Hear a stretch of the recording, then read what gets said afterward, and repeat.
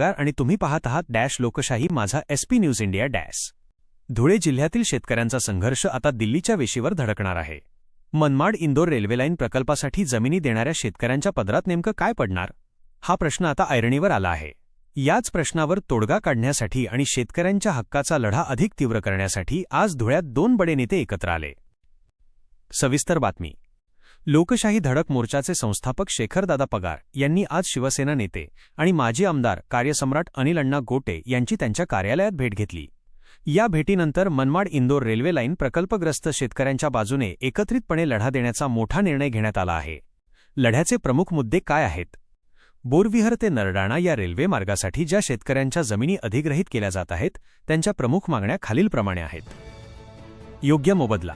शेतकऱ्यांना केवळ सरकारी दराने नव्हे तर लवाद न्यायालयात आर्बिट्रेशन कोर्ट दाद मागून जमिनीचा जास्तीत जास्त आणि योग्य मोबदला मिळावा। 2. रेल्वेमध्ये नोकरी। ज्या शेतकऱ्यांची 40 आर सुमारे 1 एकर जमीन रेल्वे प्रकल्पात गेली आहे त्यांच्या घरातील एका मुलाला रेल्वे प्रशासनाने तात्काळ नोकरी द्यावी। 3. 2 मुलांना नोकरी। ज्या शेतकऱ्यांची 40 आर पेक्षा जास्त जमीन गेली आहे त्यांच्या घरातील 2 मुलांना रेल्वेमध्ये सामावून घेतले पाहिजे। अनिल गोटे आणि शेखर पगार यांची भूमिका। राज्य सरकारमधील लोकप्रतिनिधी या प्रश्नावर ठोस पावले उचलत नसल्याबद्दल दोन्ही नेत्यांनी नाराजी व्यक्त केली। त्यामुळे आता हा लढा थेट दिल्लीपर्यंत नेण्याची रणनीती आखण्यात आली आहे। माजी आमदार अनिल अण्णा गोटे यांच्या खंबीर नेतृत्वाखाली प्रकल्पबाधित शेतकऱ्यांचे एक शिष्टमंडळ लवकरच दिल्लीला रवाना होणार आहे। तिथे रेल्वे बोर्डाच्या अध्यक्षांची भेट घेऊन शेतकऱ्यांचा योग्य मोबदला आणि नोकरीच्या मागण्या मान्य करण्यासाठी दबाव आणला जाईल। शेतकऱ्यांना महत्त्वाचे आवाहन। या सर्व संघर्षाची पुढील दिशा ठरवण्यासाठी प्रकल्पबाधित शेतकरी अनिलजी पाटील यांनी सर्व शेतकरी बांधवांना एकजूट होण्याचे आवाहन केले आहे।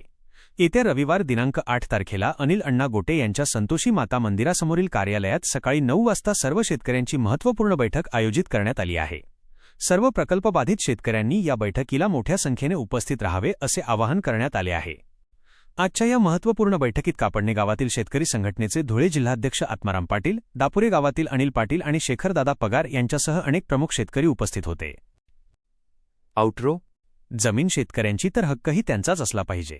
लोकशाही माझा एसपी न्यूज इंडिया या लढ्यात शेतकऱ्यांच्या खांद्याला खांदा लावून उभा असेल।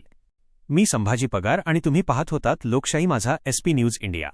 आवाज जनतेचा, हक्क लोकशाहीचा।